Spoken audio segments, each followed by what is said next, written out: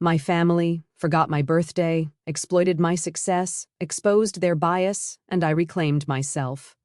My heels click against the polished marble of my apartment building's lobby, echoing in the emptiness of a Tuesday evening. Another 14-hour workday lies behind me, another milestone reached for Horizon Brands. The client had practically hugged me after my presentation. I check my phone again. Still nothing. The elevator doors slide open with a soft chime, and I step inside, watching my reflection in the mirrored walls. Quinn Edwards, 32 years old today, senior PR executive, wearing exhaustion like an expensive perfume. My green eyes look back at me, searching for something worth celebrating. The number on my screen doesn't change, 0 messages, 0 calls. I tell myself it doesn't matter. I'm a grown woman who handles multi-million-dollar accounts. Birthdays are for children. But when I unlock my apartment door, the small cake I'd bought myself that morning sits accusingly on my coffee table. A single candle stands unlit in its center, a pathetic little soldier awaiting orders that won't come. "Happy birthday to me," I whisper to no one. I drop my leather briefcase by the sofa and kick off my heels, sinking onto the cushions. My apartment feels hollow tonight, despite the careful decorating I'd done to make it feel like home. The clock on my wall ticks steadily toward midnight, counting down the final minutes of my birthday. My phone remains stubbornly silent. I reach for my laptop, thinking I'll distract myself with work until this day is officially over. Maybe I'll check that proposal one more time. But instead, my fingers betray me, opening Facebook. The first post freezes me in place. There's my brother Miles, champagne glass raised high, surrounded by smiling faces. Behind him hangs a banner. "Congratulations on your promotion." My father's arm is draped around his shoulder, pride radiating from his face. My mother stands on his other side, beaming up at her son. The timestamp shows the photos were posted 4 hours ago. On my birthday. I scroll down. Each image is a fresh wound. Dozens of pictures. The entire extended family is there. Aunts, uncles, cousins I haven't seen in years, all gathered around Miles, celebrating. The comments swim before my eyes. "So proud of our superstar," my father wrote. "The Edwards family legacy continues," my mother added. My hand trembles as I set the laptop down. They didn't forget my birthday. They chose to celebrate something else instead. Ibruch again, the memory surfaces without invitation. Sitting alone at the restaurant table, 11 years old, a single birthday candle melting into my cake as I waited for my family to return from Miles's debate competition. They'd promised they'd be back in time. They weren't. Then, at 17, shipped off to Grandma's house on my birthday weekend while my parents toured Yale with Miles. "It's his future, Quinn," Dad had explained, not quite meeting my eyes. My college graduation, overshadowed by Miles's engagement announcement at what was supposed to be my celebration dinner, the conversation quickly shifted from my summa cum laude honors to wedding venues and guest lists. Just last month, my father dismissed the Horizon campaign that increased client revenue by 41%. "It's just advertising, Quinn," he'd said, glancing at his watch. "Not like Miles's work in finance. That's the real impact." I pick up my phone and scroll through my contacts. Family names blur together, people who've never once called to ask about my accomplishments, my struggles, my life. An email notification pops up on my screen. I open it mechanically, then blink at the message. My performance bonus for the Horizon campaign, $82,000. My phone rings, startling me. My mother's name appears on the screen. For one foolish moment, hope flutters in my chest. "Hello?" I answer, hating the eagerness in my voice. "Quinn, darling," my mother's voice bubbles through the speaker. "I'm so glad I caught you." "Listen, we're planning a little something for Miles and Jessica's anniversary next month, and I was hoping you could help out. Nothing major, just handling the catering and maybe the decorations. You're so good at that sort of thing. The clock strikes midnight. My birthday is officially over." "Mom," I say, my voice shaking, "today was my birthday." A pause. Oh, she sounds genuinely surprised. "Oh, honey, with Miles's big promotion, it just slipped their mind, like always." I stare at the email still open on my laptop. $82,000. more money than I've ever had at once. Something shifts inside me, like tectonic plates sliding into a new formation. My voice steadies. "Don't worry about it, Mom," I say, the words coming from somewhere new and unfamiliar. I understand what's important to this family, and for the first time in my life, I truly do. 4 days later at work, my fingertips hover over the keyboard, frozen in disbelief. The group chat that I'm not part of, but thanks to Mom's accidental invitation, I entered it. Threads sprawl across my screen like a crime scene, each message more damning than the last. Quinn should contribute significantly to Miles's anniversary gift. My father wrote at least $20,000. My mother's reply appears below. She just got that bonus. It's time she supports the family for once. And there it is. My name, spelled Quinn with one N instead of two, in the family thread. My own mother can't even spell my name correctly. I lean back in my office chair, the leather creaking beneath me. The Chicago skyline stretches beyond my window, buildings glittering in the afternoon sun. Inside Horizon PR's glass-walled conference room, I'm supposed to be preparing for tomorrow's client meeting. Instead, I'm discovering just how little I matter to the people who should care most. Brew. My phone vibrates. Jennifer pokes her head through my doorway, her dark curls bouncing as she enters. "Your brother's online too," she says, then narrows her eyes at my expression. "Everything okay?" "Miles used our contacts at Regentech," I say, turning my laptop toward her. "Pulled their marketing director into a meeting for his investment firm without asking me." Jennifer scans the emails, her frown deepening. "This is the third time he's done this. And your dad thinks you should give him $20,000 for an anniversary party?" She lets out a low whistle. "That's messed up, Quinn." "Apparently it's time I support the family for once," I say, the words bitter on my tongue. "What exactly have they done for you lately?" Jennifer asks, perching on the edge of my desk. Her bluntness is why we've been friends since orientation day 5 years ago. The question hangs in the air as my office phone continues blinking. Miles, waiting for me to pick up, probably wants another contact, another favor. "Your bonus was well earned," Jennifer continues. "Lawrence wouldn't have approved it otherwise." As if summoned, my boss appears in the doorway. Lawrence Chen, CEO of Horizon PR, immaculate in his charcoal suit despite the late hour. "Quinn, the Westfield campaign numbers just came in," he says, sliding a folder across my desk. 41% increase in their quarterly revenue. The board is ecstatic. His smile reaches his eyes. "This is why I fought for your bonus. You've earned every penny." After he leaves, Jennifer squeezes my shoulder. "See, at least someone appreciates you." I finally answer Miles's call, keeping my voice professional despite the anger simmering beneath my skin. He needs Regentech's chief marketing officer at his dinner tomorrow, an important potential client. "Family helping family," he says. "I'll see what I can do," I say, non-committal. That evening, I stop at Mrs. Bennett's apartment on the 3rd floor. She opens the door with a warm smile that crinkles the corners of her eyes, the scent of freshly baked cookies wafting from her kitchen. "Right on time," she says, ushering me inside. At 84, Mrs. Bennett moves with the determination of someone half her age. These oatmeal cookies won't eat themselves. We sit at her small kitchen table, the checkered tablecloth soft beneath my fingers. For 3 years, Tuesday evenings have been our ritual, me bringing takeout, her providing dessert, the family I've chosen rather than the one I was born into. "You look troubled," she observes, pushing the cookie plate closer.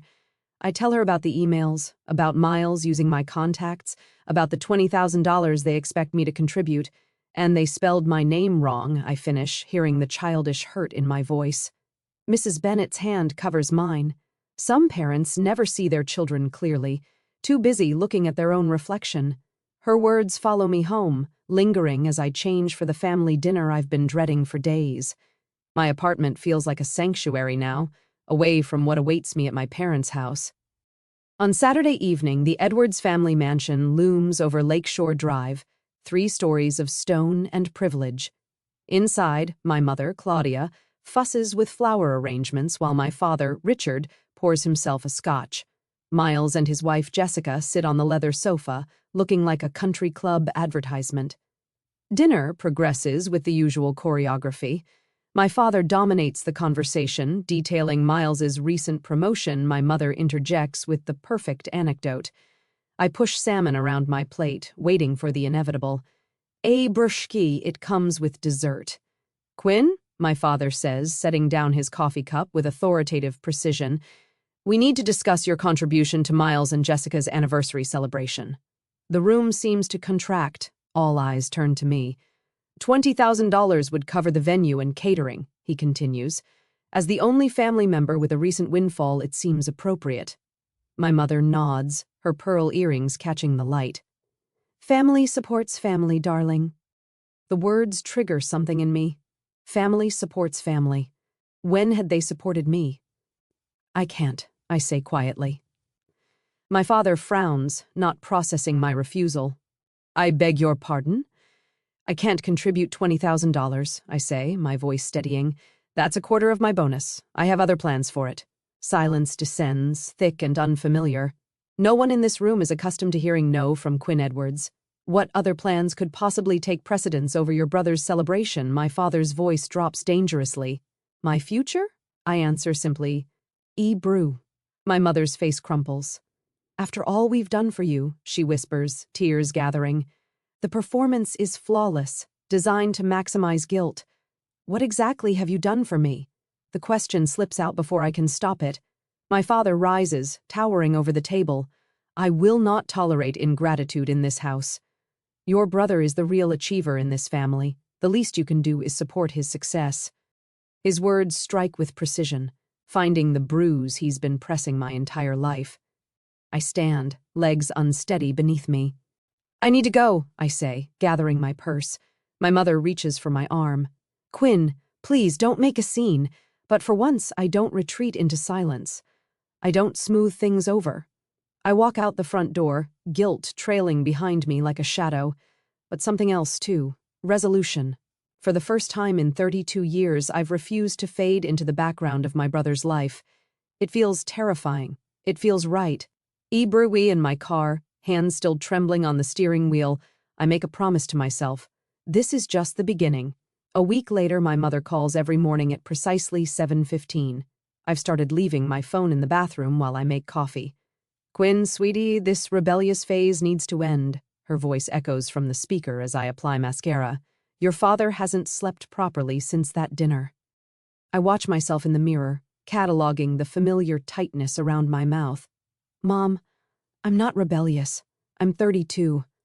Then why are you breaking our hearts? After everything we've sacrificed for you, the mascara wand freezes midair. What exactly have you sacrificed for me? She gasps, genuinely shocked. How can you ask that? We gave you everything. I have a meeting. I need to go. I hang up before she can respond. By afternoon, my father strides through the glass doors of Horizon Brands, his tailored suit and commanding presence turning heads. Jennifer catches my eye across the conference room, mouthing code red before disappearing. I intercept him near reception.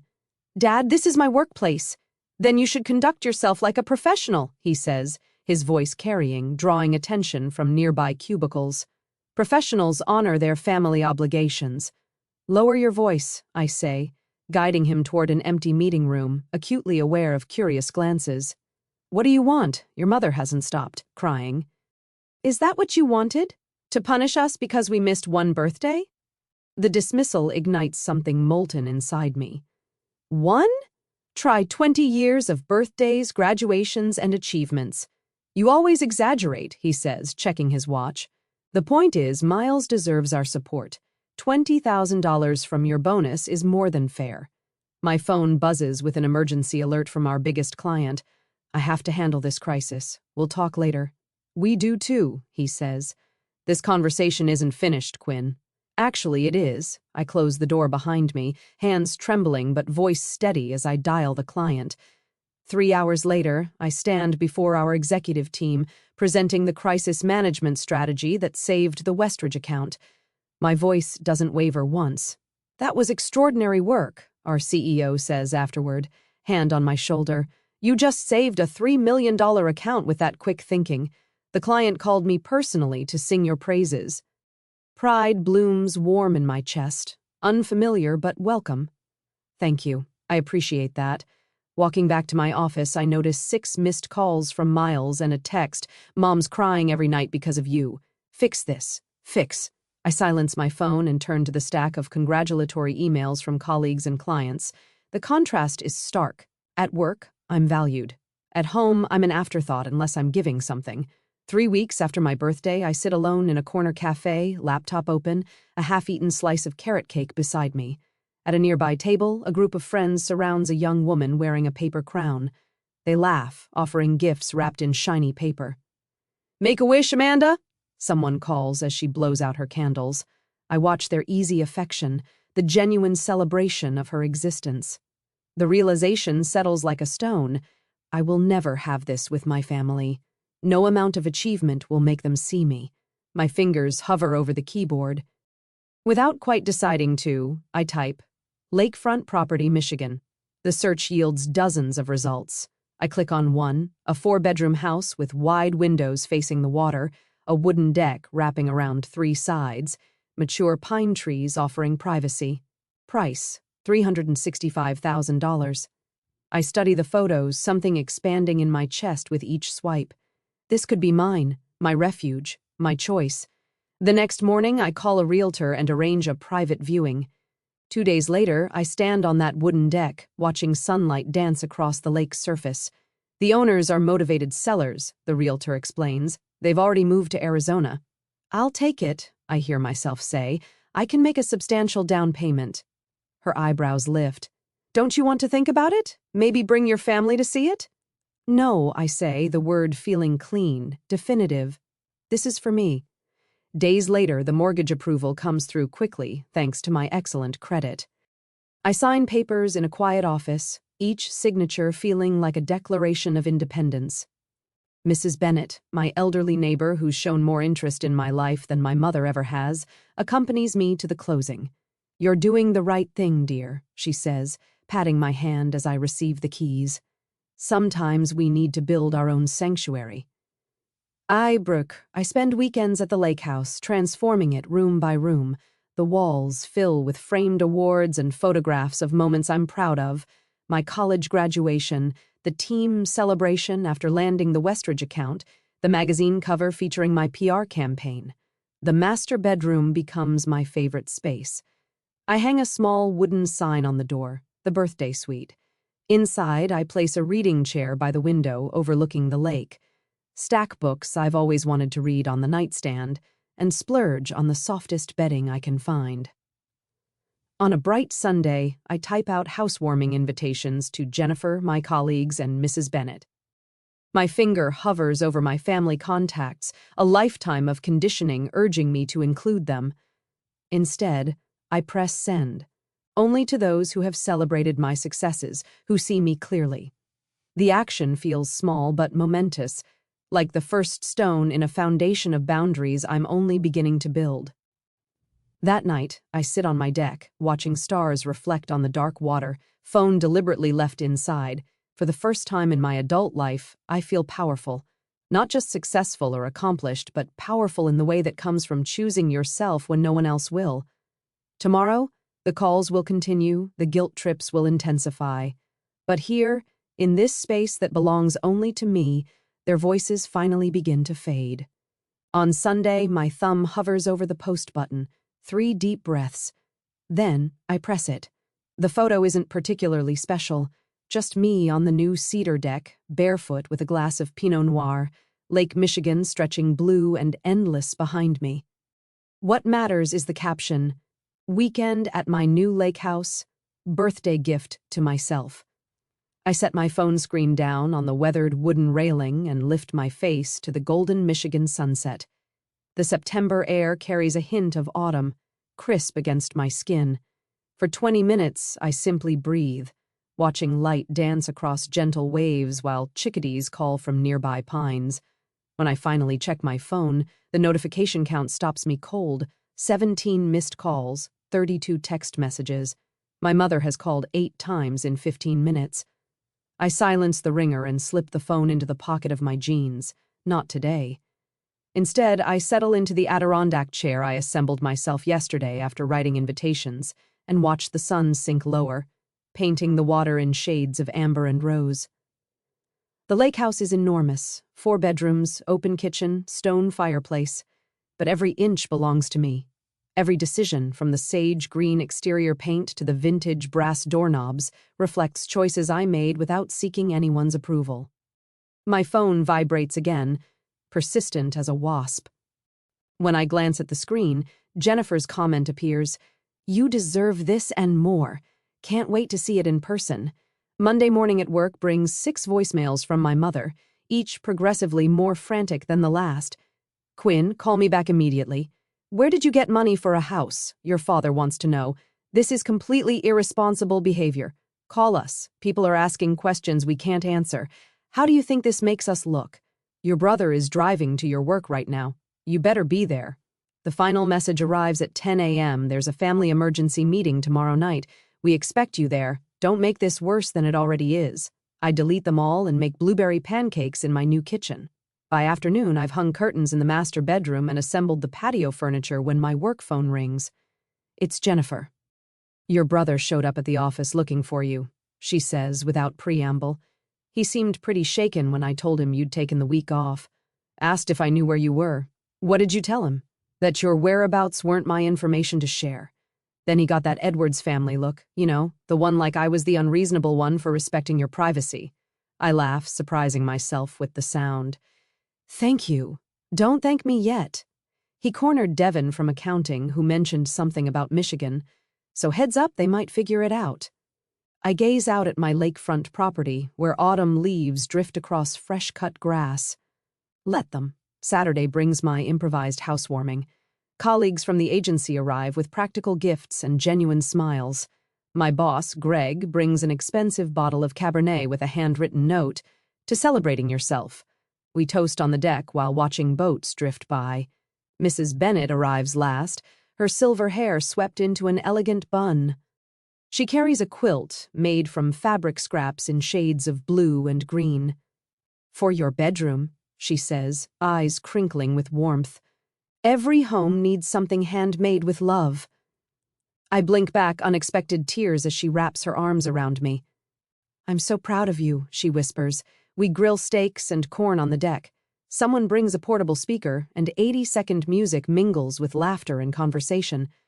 I take photos of everything: friends sprawled on new furniture, sunset reflections in windows, Mrs. Bennett teaching Jennifer how to properly fold napkins.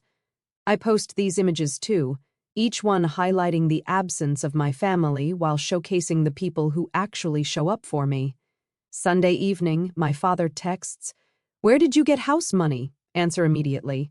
I pour another glass of wine and don't respond.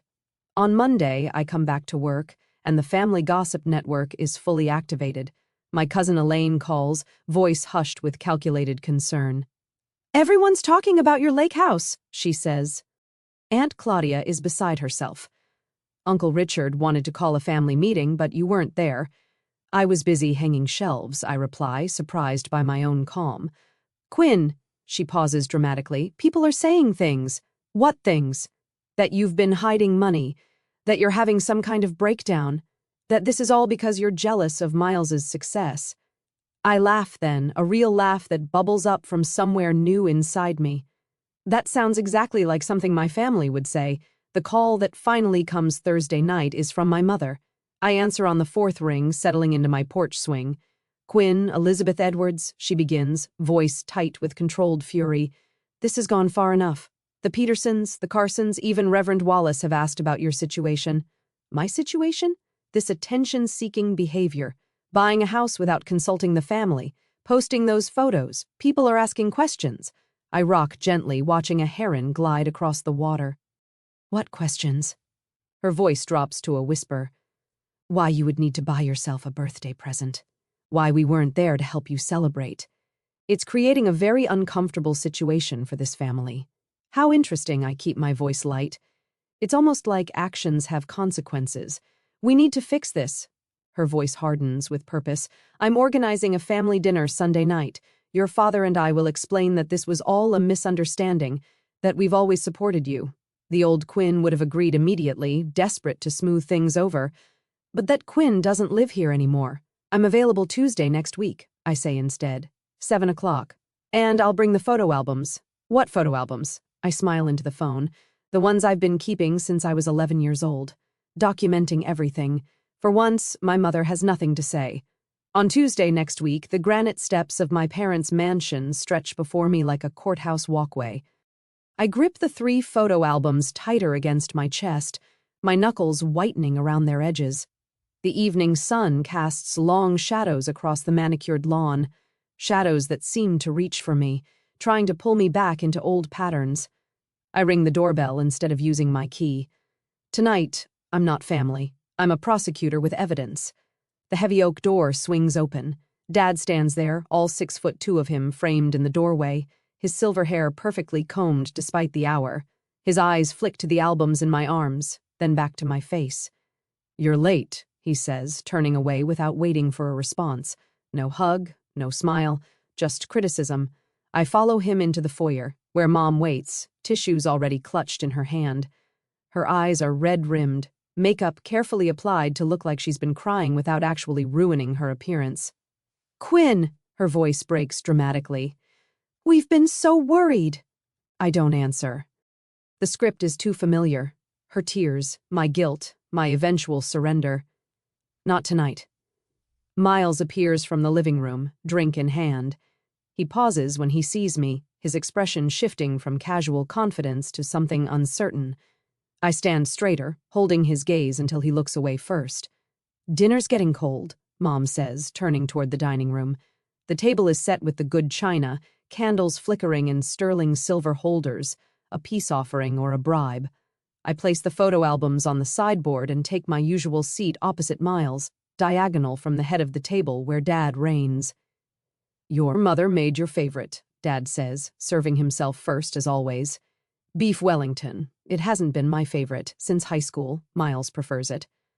"Let's just cut to the chase," I say, leaving my plate empty. "I know why you called this dinner." Mom sets down her fork with a theatrical sigh. "Quinn, sweetheart, we're just concerned about your impulsive decisions. Buying that lake house without consulting us?" Dad interjects, knife slicing through his meat with surgical precision. It reflects poorly on the family image. Reckless spending, poor financial planning. "It was my bonus money," I say quietly. "Money that could have been invested properly," he continues, as if I hadn't spoken or contributed to something meaningful for the family. Miles clears his throat. "Quinn, no one's saying you can't have nice things, but maybe selling it would keep peace in the family. Mom's been crying every night." Mom dabs at eyes that remain suspiciously dry. "You're breaking your mother's heart," she whispers. "Brooke." I push back my chair and walk to the sideboard. The album feels heavy in my hands as I return, placing it at the center of the table. "I brought something I thought you should see." Dad's mouth tightens. "We don't have time for scrapbooks."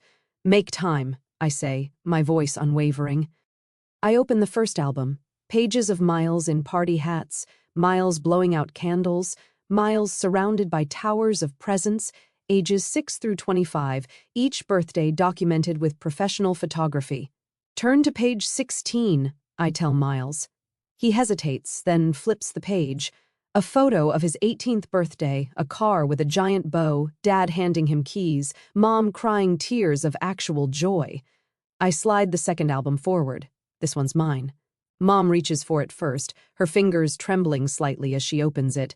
Empty pages stare back at her, a few scattered photos, me alone with store-bought cupcakes, one of Mrs. Bennet hugging me on my 30th. Nothing else. There was nothing to put in it, I explain. "On my 21st birthday, you were at Miles's engagement party, remember?" Miles flinches. I open the third album without waiting for a response. "Family vacations? Disney World, the Grand Canyon, European tours. I'm not in these because I wasn't there," I say.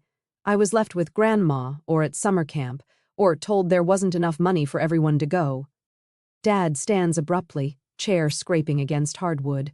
"What's the point of this melodrama, Quinn? You've always been the difficult one. The point is evidence. Next comes a spreadsheet, printed and highlighted. This tracks family spending, Miles versus me. College tuition, birthday gifts, car down payments, family trips. The numbers tell their own story. Thousands for Miles, hundreds for me. And this, I say, pulling out a worn diary page, is from when I was 9.